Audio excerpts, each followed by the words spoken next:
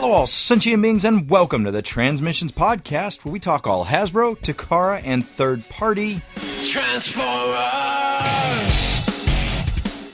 On this endgame episode of Transmissions, we get a good look at a Ghostbusters-themed masterpiece, Optimus Prime.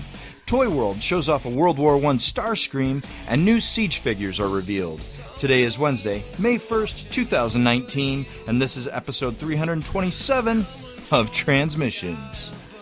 Welcome to Transmissions, the podcast that wishes it had a Donatreon for every ticket sold to Avengers Endgame last weekend. I'm your host Charles, aka Big C, and I'm joined by the excellent Transmissions team.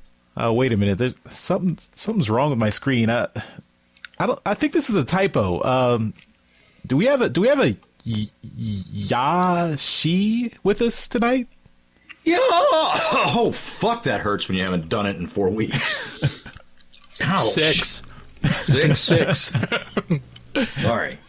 Yo, everybody. Hello, nice to meet you. I don't know how you got on the show, but I guess you can stay for a little while. The Emerald City TFCon hangover is real. Jeremy, a.k.a. Yakko. Hey, how you doing? And Daryl, the Cybertronian Beast. Hey, I thought you were going to introduce him as special guest, Yoshi.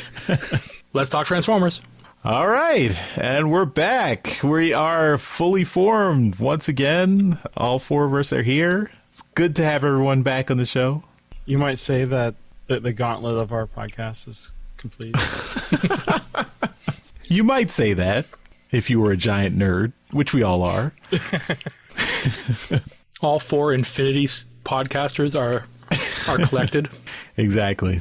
As always, we thank that. I guess that's the 5th Infinity podcaster, the Donatreons. You guys make the show happen. Thank you for your support and continuing support. We appreciate. Their Infinity Stone is green for money. Unless they're Canadian, and then who knows what color it is. Brown for maple. But we do appreciate all the support on Patreon and PayPal. So you guys keep the lights on and keep us going. And if you are not a supporter already, but you would like to become one, just go to transmissionspodcast.com/support. And that's where you can find the links to donate to the show. Also, if you want to get some Transmission swag, you can visit our store, our online store powered by TeePublic. That's at transmissionspodcast.com/shop. And that's a nice way to support the show, and without even committing to becoming a Donatreon. But you still, if you buy some merchandise from us, that still helps us out. And if you buy anything from our TeePublic store, anything from TeePublic through our link, that gives us a kickback too. Yeah, so if there's some other podcasts that you like, you can buy their stuff, go through our link, and we'll still get a little bit of credit, even though you're cheating on us. You could also, I think we do have a couple of our friend of the show and Transmissions artist, K-Girl. We have some of her shirts on our store, but you can also go straight to her store at teepublic.com/user/superstark. Well done. It's that time of the month, by which I mean we've got another $10 Toy Hacks code to give away. Fucking gross. This is... I'm extremely immature. I'm sorry. This is for our April giveaway. I know it is, at this point, it's May 1st, and when you're listening to this, but this is for the April code that we're giving away. All of our Donatrons are automatically entered into this contest every month. If you would still like to enter but are not a Donatron, all you got to do is send an email to contest@transmissionspodcast.com and put in the subject line Toy Hacks $10 gift code giveaway for the month of whatever month you're doing it in, and give us a picture of a Transformers toy that you would like to get stickered up with stickers from Toy Hacks. So it's very easy to enter, but, if you are a Donatron, you're automatically entered, so that's nice. And if you're contributing at the $10 or more level, you get 2 entries for your contribution every month. Without further ado, let's get to picking the lucky winner. We've got Jeremy's good friend and compatriot. Only friend. Wow, really? Sorry, Jeremy. let's get Alexa to. Well, she's not Alexa in Jeremy's house, but we'll get her to pick a random number between 1 and 107. Computer, give me a random number between 1 and 107. Your random number between 1 and 107 is 106. That goes to Robin Hunt. Oh, awesome. Robinus Prime. Friend of the show. We just recently there's a birthday present for you. We just recently helped him pick out a birthday present. Now he's getting another present. Congratulations. Well done. So we will be in touch, Robin. Congrats on getting that gift code. Hope the shipping is not too bad from Canada to the UK, but hopefully you can still get something nice for that $10. It's just stickers. Hopefully it won't be too bad. Yeah. Mm-hmm. All right.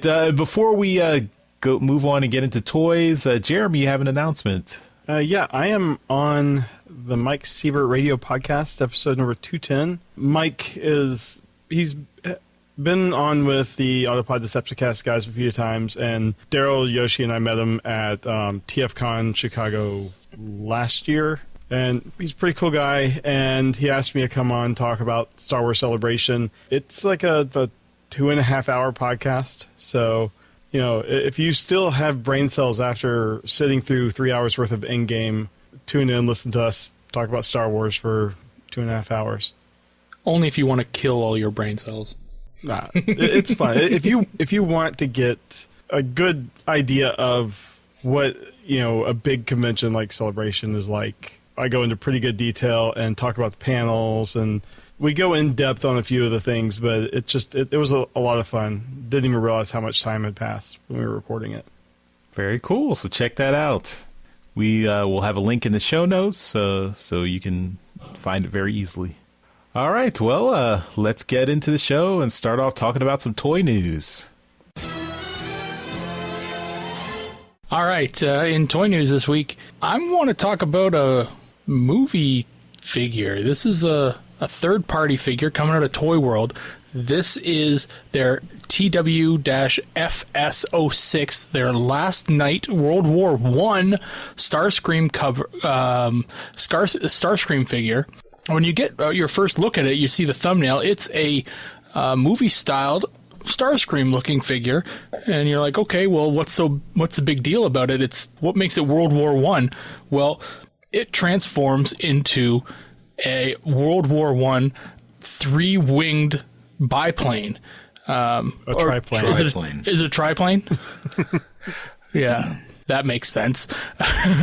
So it is absolutely gorgeous. I've never really been a big fan of the robot mode for Starscream out of the movies, but man, this alt mode, this plane, this is gorgeous. Really. I gotta say, I kind of want this thing just to have sitting on like the shelf, because it's such a good looking triplane. You think, okay, it's got a lot of wings, it's gonna have a really heavy backpack or something, but they do post a picture of the back, and a lot of the stuff ends up really tightly folded up on the backpack. The propeller sits dead center, right in the middle of the back. It does look like he comes with a number of interchangeable heads, so you could go with standard Michael Bay series head. There appears to be two different versions of that, so you could go with movie 1, movie 2, or it does have a Bumblebee movie head, so you could change it up and give him a newer head, a newer style head. You make him Blitzwing. Yeah, there you go. I think this is a really cool looking figure. Obviously, these are just like color samples, so they're still in the prototype phase. I don't know. What do you guys think of this? This is a really interesting take on the way third parties are starting to go, because we did get this kind of peek into the fact that the Transformers were in, through the movies, they were in the world wars. They were participating. So they're kind of running with that idea and designing some characters, some figures to kind of go with that aesthetic. Yoshi, you've been away for a while, so I'm going to go to you first. What do you think? First of all, like you, Matt, to my gut reaction, the alt mode on this thing is gorgeous. I like me some triplane action, tri-wing, triplane, three-winged action. Although I'm sitting here trying to find what's wrong with this, and the thing I find is that Toyworld has given us some heavily photoshopped images here. I wonder if we had just gotten a straight up picture of this thing on white or black background, if it would look very plasticky or something, because it doesn't look plasticky from these images, but there's a lot of image filtering going on here. Okay. But with that said, just what we're presented with, I love the plane mode. I don't like the bot mode, but the plane mode is very gorgeous. Mm-hmm. Cool. Charles, what are your thoughts on some World War I aesthetics? I agree. The alt mode looks really cool. I still am not a fan of the movie Starscream design. I mean, I think the original design, they've said he looks like he has the proportions of like a gorilla, and this figure, pretty much keeps in line with that. I mean, I don't like the way the robot mode just looks off to me. And to quote Yoshi, it's not my Starscream. But yeah, I mean, in terms of engineering and a Transformer design, I think it's very well done. Although I don't really remember the scenes where did they actually show this in the movie? The only thing I remember from the last night is Bumblebee in World War II. I don't remember seeing Starscream in World War I. But no, they didn't show any of this. This is all just the creators, the artists, kind of taking the idea of Transformers being in World War I, because in the last night they did have that World War I tank guarding Anthony Hopkins' castle, right? Mm-hmm. They're showing that Transformers have been on Earth and participating in the wars since World War I. Why not have Starscream in there too? So basically they're going ahead and inputting and thrusting these characters into those scenarios and giving them designs from the era. Okay, I mean, that's fine. But yeah, not for me. But the alt mode is very cool. So I do think and the transformation design looks very well done. But not a fan of movie Starscream. Okay. The one thing that I do see here that does kind of bother me a bit, but it is kind of in line with the design, is that his hands are really teeny. Yeah. And it's just the way that the arms taper down. They likely need him to fold in and be hidden. It would stand out, I guess, if you have him kind of sitting there. Like I said, it wouldn't be the way I would be displaying him, but I'd be displaying him in the airplane mode. Jeremy, what do you think here? Would you be displaying him in robot mode or airplane mode? No, it would be airplane mode. And it with the stand that they have there, it looks like something that you could like see in like a history professor's office or something. Oh yeah, it's just like, oh, it's just this World War I plane, and secretly he's like, yeah, but I'm a giant Transformers nerd too. So robot mode, I mean, I like the idea of the other heads. The more G1 looking head, like from the Bumblebee movie, just looks too small for the body. Mm-hmm. I mean, the Bayverse version of the head is more proportional to the body. Mm-hmm. Also, I can't stop seeing this face on his like chest area. It's just, I don't know. I see something like that and it just bugs me. But I do like how they do the legs there. It looks like it's kind of the way they have it bend, kind of like. You see some animals have their hind legs, the knee is kind of backwards. Okay. I bet that's to kind of counterbalance the backpack. Yeah, I bet. And I do appreciate, the engineering and stuff in here. And I also, I love the fact that they're taking these and not just, deliberately copying with like new engineering, something we've seen before, and they're giving us something new here. So I do like that. With regards to the heads, I would probably say that this thing has been in development for a very long time, and that when the Bumblebee movie came out, they thought, okay, well, we can add another head to this just to kind of make it appealing. If people wanted to, think that, okay, well, the old regime is dead, but, we can throw this new head on and we can turn him into this character now. So yeah, but it also has to work with the transformation. Exactly. That's why it's a little smaller. No, that's great. This is a cool figure, for all of those listening. If this is something that you're interested in, let us know what you think of it. If the movie robot mode is a killer, then that's too bad. But the alt mode seems to be the best part of it out of all four of us. But that's it for me. Jeremy, what do you bring? I have some images from the newest Figure King magazine. This is the Japanese magazine that Occasionally we'll get things that Hasbro hasn't revealed yet. Most of the stuff we have seen before, Star Convoy, you get some of the Cyberverse figures, which I think has been out here for a while. The Springer in the Siege line, pretty sure we've seen that, right? Yeah, he was at Toy Fair. So I think pretty much everything here we've seen before, but then there's this gray prototype image of, it's called Turtler in Japan, but we know him as Snaptrap. I think, this is our first image here, and then we have another story here where it's just they zoomed in on the image, probably so they could get another story out of the same thing.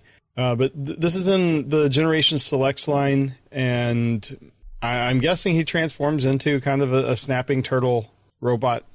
Charles, you said that he's part of the Seacons. Yep. My Japanese Transformers stuff is very weak. Well, he was here too. I mean, the Seacons were later, later G1 combiner team. If it wasn't in the cartoon for, outside of Rebirth, didn't pay too much attention. It was in the very next episode, first episode of Headmasters. I have the full Seacon team. Daryl, what do you think of this then? I think it looks good. What? This is based off of the Hunger mold. Is it Hunger again? Okay. Yeah, that's what they said. Hunger was supposedly based off of what is it? The aerial bot guy, the middle aerial bot guy. So, I mean, Silverbolt. Yeah, him. So I mean, they're getting use out of the skeleton, which is fine by me, as long as this guy looks nothing like Silverbolt. I mean, you probably could find a little bit of similarities between him and Hunger because they're bestial. But I think they look really good. I don't know whether I'll get the Seacons. I spent a little bit of. I was talking about it last time on Trips to the Store. How I spent that extra $50 on the set to make Abominus look good, and it's kind of backfired on me. So I'm kind of done with the combiners now. But for the people who love the combiners, this would really kind of finish them off, except for Monstructor. So yeah. I'm happy for them if they do, if they are able to get them all.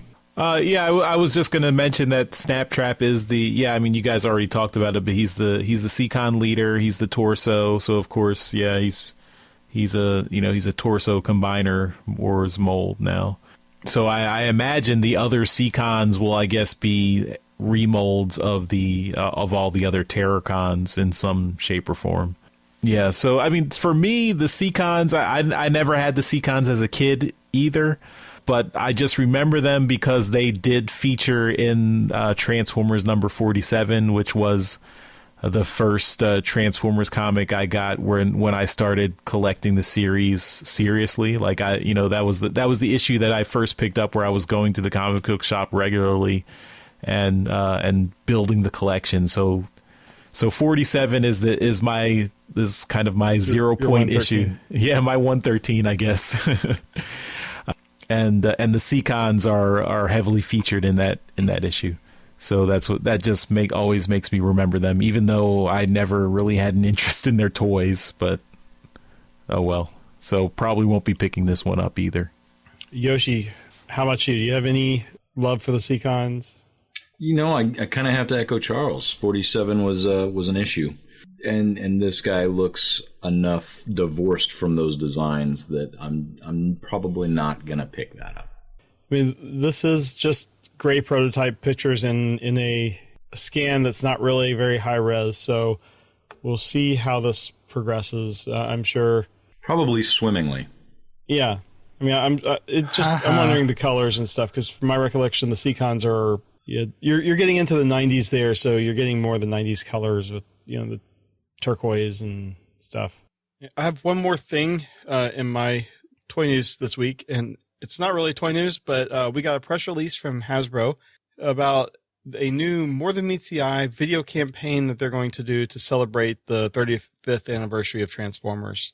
They kicked it off with a video with Angela Bassett that was in the Bumblebee movie as Shatter, one of the few good Decepticons we've had in the live action movies. And she talks about how she is more than meets the eye because she's won a Golden Globe. She is a graduate of Yale College and Yale University. and they are going to be doing these videos throughout the year from people that have worked on, the animated series, games, comic books, but also they want fans to post to social media, like post videos to social media, and use the hashtag more than meets the eye, all together, no spaces, obviously, and answer the question, how are you more than meets the eye? What they're saying, whether it's like a hidden talent, hobby, a passion that you have, do a quick thing, how you're more than meets the eye. A podcast. And a podcast where you talk about toy leaks and, no. But yeah, it's just, I think it's something fun, and it'd be interesting to see, what our audience can come up with. I know, we've got some pretty impressive people in the audience. So, see what everyone can come up with, and, we might try to do our own. I don't know. We'll see. But I thought that, this was like a late PR thing that came in, and I wanted to try to make sure we talked about it on the show. Cool. See if we can come up with something for each of us. Yeah. Yeah, we talked about before we recorded that, you're more than meets the eye because you still have Toys R Us. That's true. And Charles has 10 doctors. 11. See? He lets us know how he meets the eye, so. So anyway, that's it for my toy stuff this week. Yoshi, what do you have? Cool. Let's see. We're talking about MP10 Optimus Prime, the Transformers Ghostbusters crossover, and we have these really pretty images of a white Optimus Prime and trailer all decoed out to kind of resemble Ecto-1. I saw this news online when it dropped, and there seems to be a mixed bag of opinions out there, but I kind of think this is a little adorable, especially how they've done Roller as a ghost trap. I don't know that I'm as interested in this as I am in, say, the Ecto-1 Transformer. It's a GameStop exclusive, and GameStop can go fuck themselves. I'll never spend another penny there. Wow, this story turned into some emotional baggage, guys. You can pre-order it directly from Hasbro Pulse. Oh, can I? Yes. Oh, fuck. All right. I'll think about that then.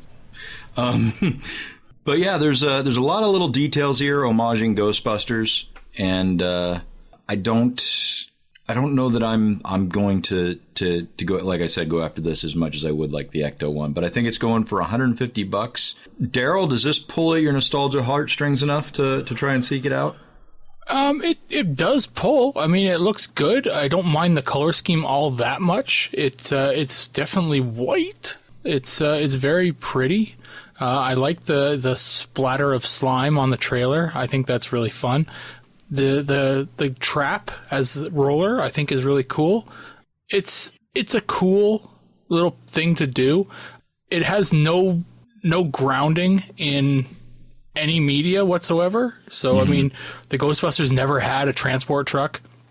Right? Well, we don't know how the comic's going to turn out. If this is in the comics, then there you go. But, yeah. I don't know. I think it's a very cool looking figure. And, I mean, the Slimer is very cute as well. But it's one of those things that it's like, it's not necessary, but it'd be fun to have. Do we have a price on it? Like, how much is this thing? I read 150. That's not bad. No, it's not. I mean, that's about retail for, what you'd expect to pay for an MP10 now. But I don't think we'd see this in retail. Like, this is going to be a web purchase, don't you think? Oh, yeah, of course. Yeah. Right? GameStop. Fuck them. According to the story, the rumor is SDCC exclusive. Yeah. That makes sense. Which means it could be at Fan Expo as well.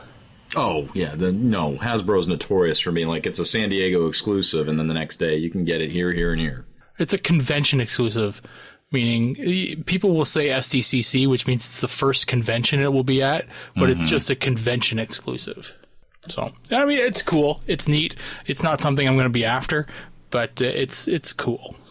Charles, you're a super big fan of Ghostbusters. I am. I love Transformers and I love Ghostbusters. You even forced yourself to like the last Ghostbusters movie, which was commendable. I didn't force myself. I actually enjoyed it. So, People are allowed to enjoy things.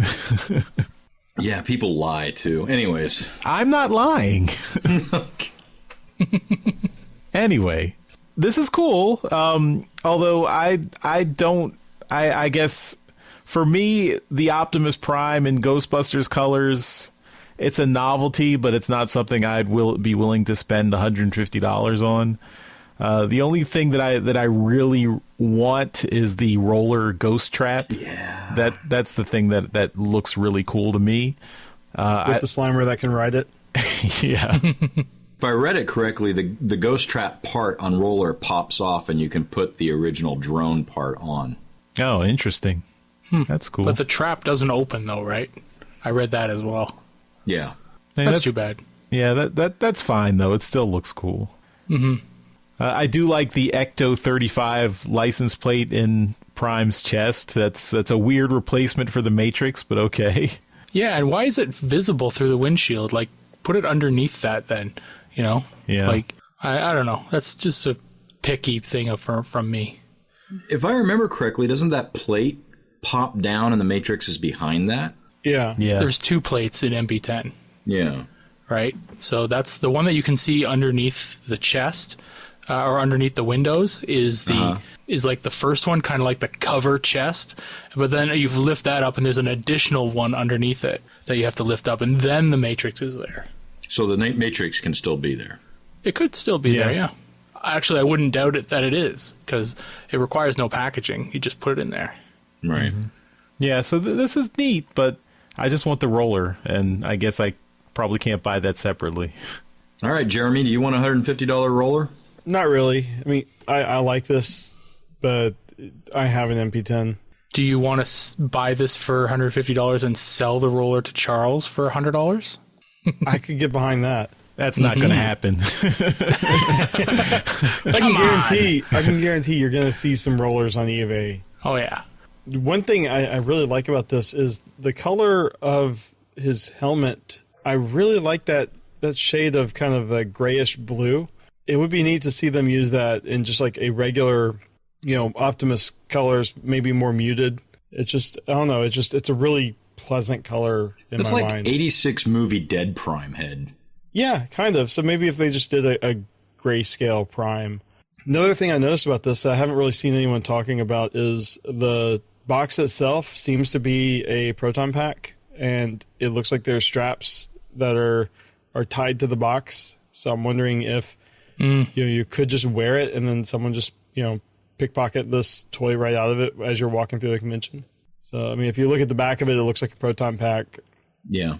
In the front where the window is, you have the straps. You'd have to be a pretty skilled pickpocket to get that toy out without anyone noticing. I mean, yeah, but you just have to get the toy out and run. I don't know. No one's going to use that at the show. It's a really neat idea. I like the crossover stuff they're doing. I mean, the Ecto one is obviously, the premiere of the crossover stuff, but, they make these MP10 variants, seems to be super easy for them to do. So why not? Mm-hmm. All right. Charles, why don't you bring us home, sir? Okay, well, I have some newly announced figures for the War for Cybertron Siege line. Sadly, these are all repaints of existing figures that we know about, so not too much new here, but there are some interesting things. First, we have the Greenlight character, which is a repaint of that Moonracer figure from the Power of the Primes line. We talked about this a while ago when they had images leaked for that figure, but this is just another more confirmation that it's coming. We also have a Skywarp, which of course is just a repaint of Starscream. No surprises there. But, it's just a black and purple colored Tetrajet. And then the other two figures, which are more surprising to me, at least. First, a G2 Sideswipe. So just a Sideswipe figure colored black and red. No snarling, head sculpt, unfortunately. It's just the same head sculpt in a different set of colors, which is a little bit disappointing. And then the other figure is a repaint of Flywheels, or Skytread as he is called now. But it is Slam Dance, so it's Autobot Slam Dance, which you might remember is the two tapes, the latter day Autobot tapes that were Grand Slam and Rain Dance. One turned into a plane, one turned into a tank, and then they combined to form a robot that was called Slam Dance. So they've taken that idea and just, said, hey, Flywheels is a plane and a tank that combine into a robot as a duocon, so let's just make a duobot. So that's what they did. And so it's a blue and red colored Flywheels with an Autobot symbol. The colors are wrong. Oh, I didn't realize that. Okay. Yeah, I don't know why. I'm sure there's a reason why they did it, but on the original Flywheels, the legs are blue and the torso's red, but it's also the other way around as well. So, I mean, the jet is blue, but the tank is red, but they're switched around. So it's the tank is what makes up the torso, and the legs are what make up the jet is what makes up the legs. So that's likely why they did it. So they're keeping the components the same colors, but the robot looks odd. Well, I mean, it's already odd that you're taking Flywheels and turning them into, Grand Slam. That's already weird. Mm-hmm. Yeah, I mean, you would think since they are having tapes come out, they would have planned for these tape combiners later on in a future line. Well, I think it's just, I think this is, I guess, more evidence of some of the cost-cutting measures at Hasbro. Just, you've got an existing mold. If you squint, it kind of can fit into this other character design, and you just, do what you can, I guess. Mm-hmm. So, but yeah, Daryl, what do you think of all these repaints? Anything here jumping out at you? Or I guess I should also mention there are some repaints of the weaponizer figures, the little Target Master guys, but we don't have any names for those, so they're just different colored weapons now. Well, the Skywarp we should have all seen coming. Mm-hmm. So I mean, now that we see him, we should fully be expecting a Thundercracker. We did know about Moonracer, Greenlight, so that's coming. And Greenlight made an appearance in the comic that we reviewed this week. We've got that. G2 Sideswipe, I mean, we should have seen coming, honestly. It's just a repaint of what they've already done. But the Slam Dance is just, I don't know, personally, I'd have thrown a new name on it. Called him something different. Or like Dance Slam. He's just backwards. But yeah, it's they're fine. None of them really appeal to me. I mean, I might pick up the Greenlight because I seemingly have been getting all of the mold variations of this. So I might go ahead and grab that. But yeah, other than that, it's nothing overly exciting. I'd like to see an add-on kit for the G2 Sideswipe that just like bulks the hell out of them and gives them insane amount of guns. Obviously, with the bandolier. Oh, definitely a bandolier, yeah, for sure. And with the little peg on his chest, you could totally do it. But I mean, obviously, with like figures like Cog and Six Gun, you could make them really heavily gunned up, but it doesn't look the same as what it would do in the G2 comic. I just want like big frickin' guns on them. But yeah, they're fine. A snarling head with that sneer. Yeah. Cool. All right. Yoshi, any thoughts on these guys? I like Greenlight the best. And the other guys are just, we talked about this originally. The other guys are just hyper detailed or trying to show wear and tear, which I find to be a huge turnoff. It's like buying jeans that have already got holes in them. I don't need my toys pre-played with or looking like they're pre-played with. But I think it's the color scheme of Greenlight I like more than anything, not so much the actual toy.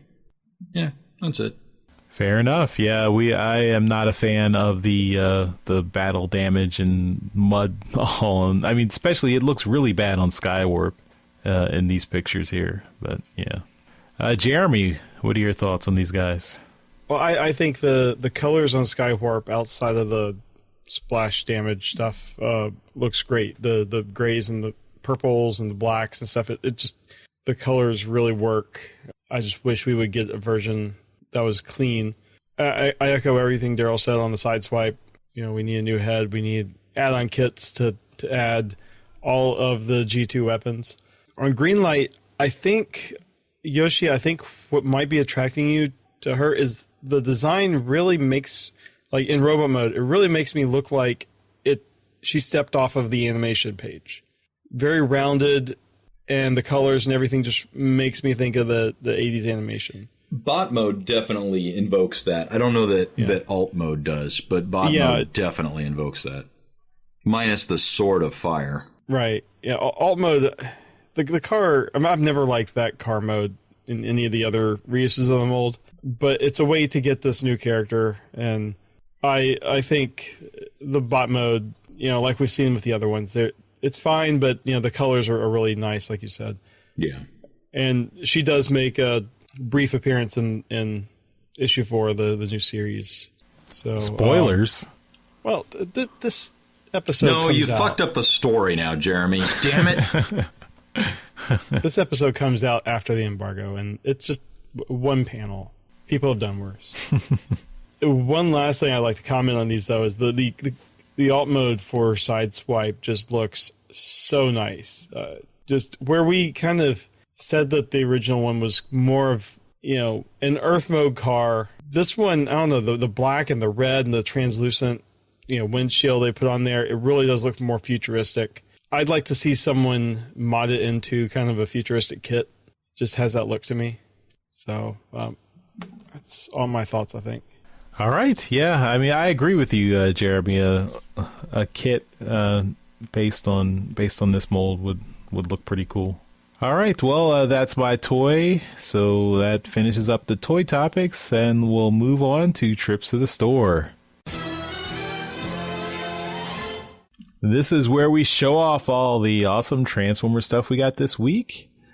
We do this as a video on YouTube where you can see all our toys and stuff we got in beautiful high definition. But we'll also put the audio right here in the podcast so you can keep listening, and we will try to describe all our purchases in loving detail. So without further ado, trips to the store. All right, well, let's talk about some of the things we got.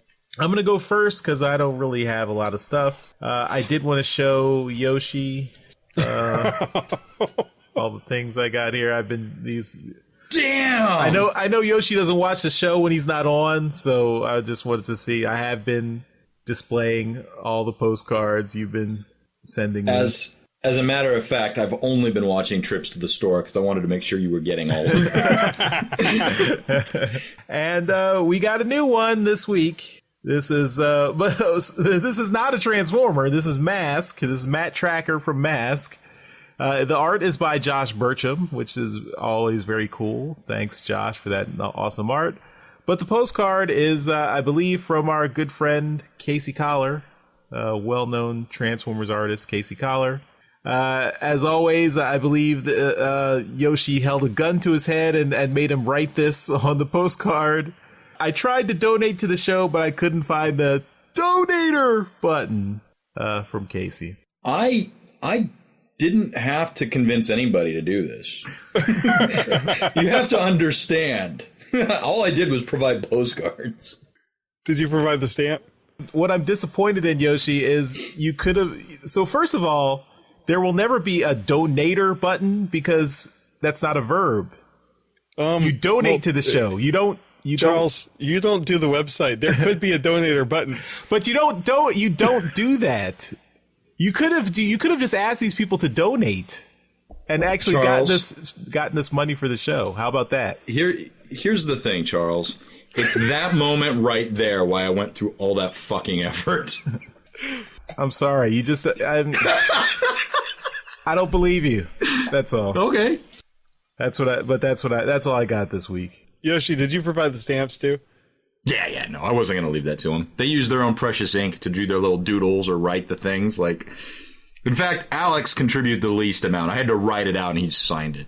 Well, job well done, Yoshi. Hey, you are the only person in this group that I sent original art to. Thank you is what I'm looking for. You ungrateful, thin bastard. You're welcome. Go get him. Get him. All right, Daryl, you're enjoying yourself too much, so show us what you got. Okay. Well, show's over for me. I was in my comic book store and stumbled upon this guy. Honestly, didn't expect to see him up here in Canada for a while, but the comic store had him because they get their stuff directly from Diamond. This is Studio Series Scrap Metal. This is another part of Devastator, and I guess since I'm going to be doing this now, I picked him up. So, yeah, there he is. He's just a construction vehicle, backhoe, I think is what it's called. So, yeah, he's nothing much to him, but he's a part of Devastator. So, I guess I'm doing this big bastard now.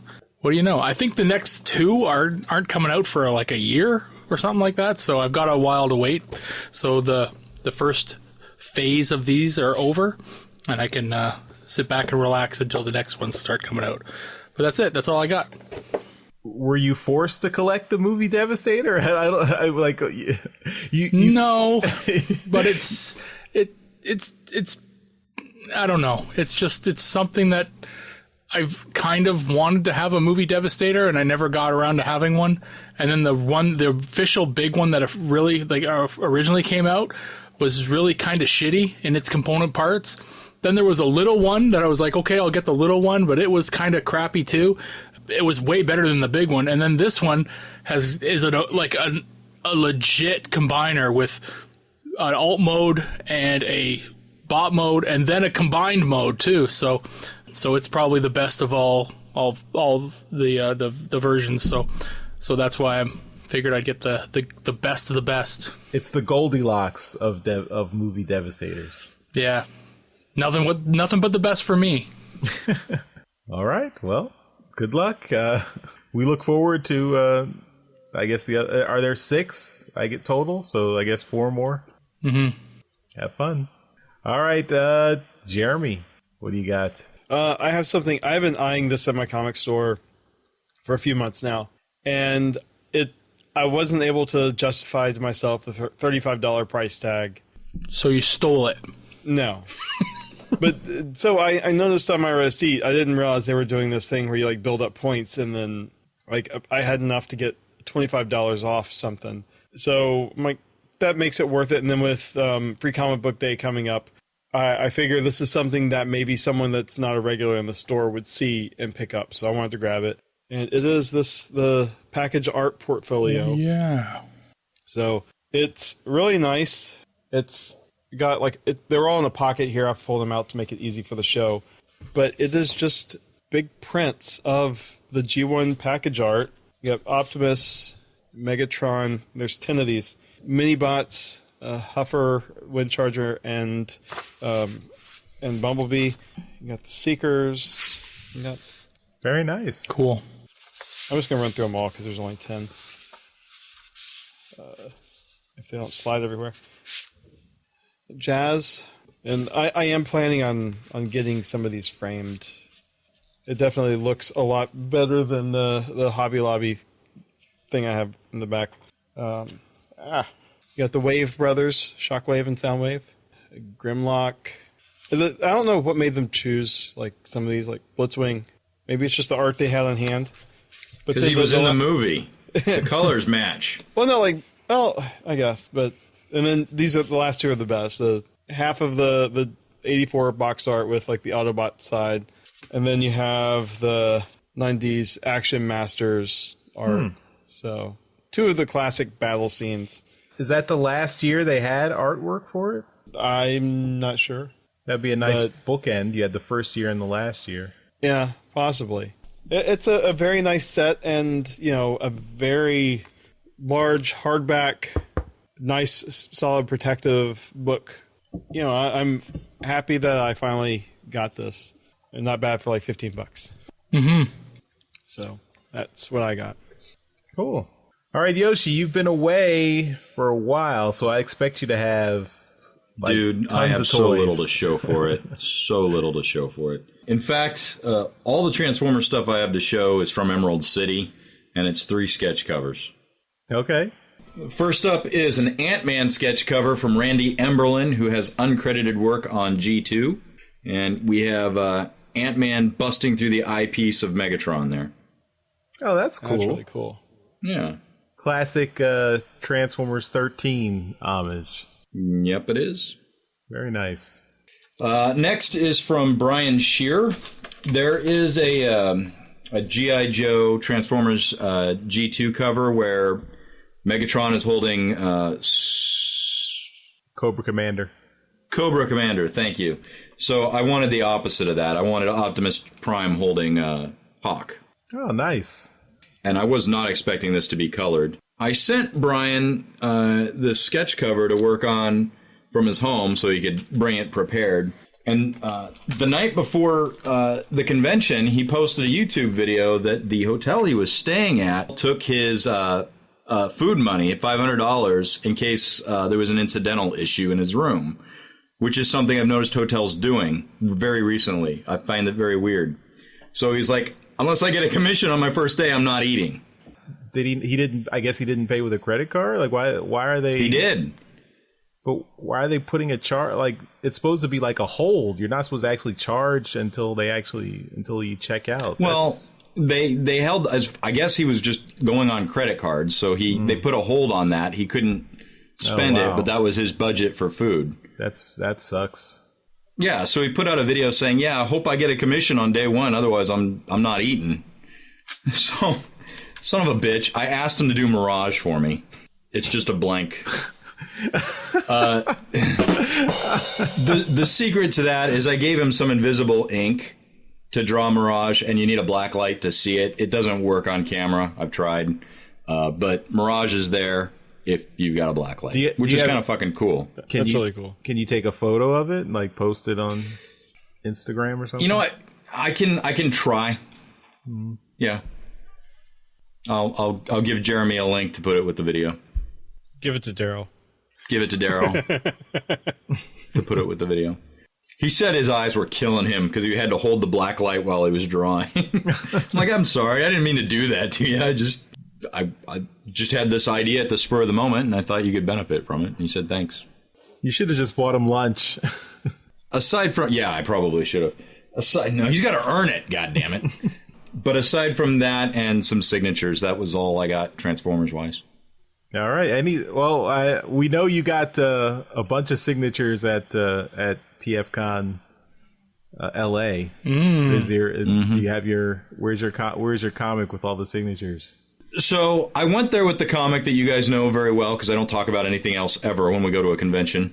There was no room on the front cover of this book to get any more signatures, so the 20 plus signatures I got went on the first 3 pages of the book. I'm not going to open that and display it here, but now the signatures have gone to the internal pages. And if you want to see it, I had Brendan Cahill do a piece, but it's not Transformers related. Do you have it handy? We like Brendan Cahill. I'm not saying you don't like him, I'm just saying it's not Transformers. So this is on a Zorro blank. That's cool. I was really happy the way this turned out. His fucking bats, man, are sick. They are just really detailed. Very cool. Yeah. Now I see my reflection. Yeah. You stole my bag, Yoshi. Your bag? From this. Oh. Sergio bought it, and he said you stole the bag. The Make Toys bag. I don't. If I did, I've promptly lost it. I really don't remember doing that. Oh, you don't even remember. It's even worse now. Okay. Well, what's special about this bag, Daryl? Like, fuck, Daryl. I don't know. Nothing really. It was a reusable bag, I guess. I don't know. I got plenty of those. Maybe they'll have them at Toronto. Probably. I was just stirring some shit. All right, well, that's all for Trips to the Store. All right, we're back from our trips to the store, and let's move on to convention news. All right, just one thing this week in convention news. Takara Tomy has announced that they will be attending the Shizuka Hobby Show 2019. This is May 11th through May 12th in Shizuka, Japan. That's all the information we have, but I'm sure we will have pictures and stuff from the show after it happens. So if you are in Japan listening to this, send us some pictures. That's it for convention news. All right, and we will finish up the show with some feedback. Thanks, Charles. And if you want to leave us some feedback, head on over to transmissionspodcast.com/feedback. There you can leave us a voicemail. So we'll go to Twitter, where Dinobot Maximize was kind enough to alert us to a tweet from Andrew Isaacs. And Andrew has been working on a personal project where he has created or remastered the G1 Transformers 1987 catalogs. That is freaking cool. I haven't had a whole lot of time to dig into this. Charles, is there a whole lot to this, or did he just do the one image I see? There's two images. There's the Autobots and the Decepticons, and it's basically taking third-party and modern Hasbro toys to replace the G1 counterparts. That's awesome. I can only see one character that's missing, and it's the Target Master Sure Shot. Doesn't appear to have any new representation. But yeah, he did a really good job here. That's really cool. That is really cool.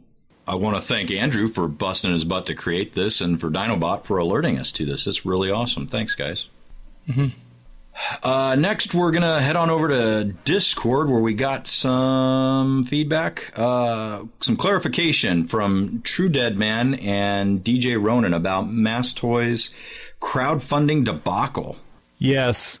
So I just wanted to mention, because we talked about this last week, we had some confusion about whether or not the people who crowdfunded actually lost money, or whether they had just pledged and hadn't actually paid yet. So that's what this is referring to. So True Dead Man said, just some feedback based on what was discussed on Wednesday's episode of the show in regards to Mass Toys and the crowdfunding. I participated in and did pay $99 up front for the figure. Big C said the site said pay on delivery, but I did pay in advance. I don't remember if it was one of those you can pay now or pay later options. DJ Ronan chimed in and said they misread my message, as I too paid into it. I am currently in PayPal copy-paste hell in trying to get my monies back. Well, shit, DJ, if you pull that off, you'll be the first person I know who's gotten their money back from a crowdfunding project. Personally, let me know what happens with that. I'd be interested to know if you pull that off. Yeah, really sucks. And that's I mean, we were worried about that from the start when we talked about that.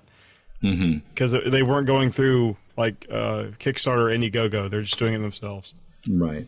Yeah, I bumped into DJ Ronan at the comic book store, and he was saying it's not a really great thing. He's not overly hopeful, but he's still having conversations with PayPal. Although what he means by copy paste hell is that essentially he sends an email and they send him a canned response, to which he replies, "No, I've sent you this information.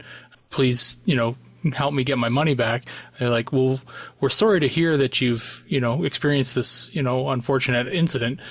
Please look at our FAQ or our whatever and see if it's like starting the process over again." Yeah, and he's like, "No, I've done this. We've talked about this. I've sent you this information. Give me my money back." So, yeah. So he's not overly happy about it, and I wouldn't be either. But I've never heard of anybody getting their money back from any crowdfunding failed campaign. So it doesn't mean it hasn't happened, but if you pull it off, I'd be super interested to hear about it. And that's why I prefer the Kickstarter, where you don't pay unless it funds. No. Well, yeah, you pay unless it funds, but if it doesn't, it still may not come to fruition. But yeah, even then, I've supported ones where I never got the rewards I was supposed to get. All right. Well, it'll be interesting to see what happens. And that's it for feedback, everybody. One more time, if you want to give us feedback, head on over to transmissionspodcast.com/feedback and leave us a voicemail, because we're pushing that this week. Charles? All right. Well, that'll do it for this episode of Transmissions. Thanks, everyone, for listening, and we will see you next time. Bye-bye. Night-night. Bye. Later. Hey, everyone. Thanks for listening to this episode of Transmissions. But just because this episode is over doesn't mean the Transformers fun has to stop. Join us and other Transformers fans on our Discord chat server by visiting transmissionspodcast.com/discord. If you would like to learn more about how you could support the Transmissions Podcast, just visit transmissionspodcast.com/support. Thank you all for listening, and we'll see you again next week.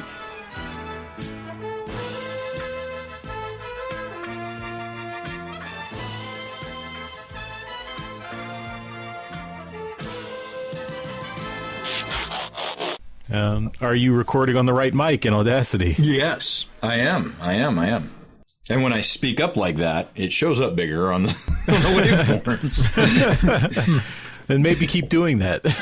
Okay. I guess we'll get started. There's that energy and enthusiasm we're looking for. Welcome to Transmission. Half the show's gone. God damn it. Daryl, are you wearing the same shirt as Charles? We are. Twinsies. Yay. Same shirt, both of you no pants on. This is fucked. We're twins down there, too. God. Not quite. How the fuck do either of you know? They have a pre-show call.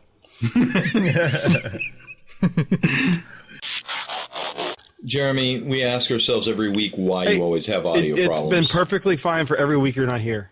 Yep. Oh, is that true? Because I'm calling bullshit right now. There's enough room on that chair now, Charles. You've lost so much weight that I could come snuggle with you and we could go both do some nanites. Do some what? Sleep. We could go to sleep. Oh, okay. Go to night-night after you've gone to potty. Make a tinkle. I'm down to 190. No, Damn. you're not. Yeah, You officially weigh less than me. Me too. Look at that. Look at that egotistical, big-ass smile on his face. God damn, man. A shadow of your former self. As I shovel frickin' Glossette raisins in my mouth. You know, 190 is at the point where your wife can go around and hug you from behind and touch her own goddamn elbows. You lose any more weight, and you won't have such a big penis anymore. No, the weight doesn't go from there. That's all muscle.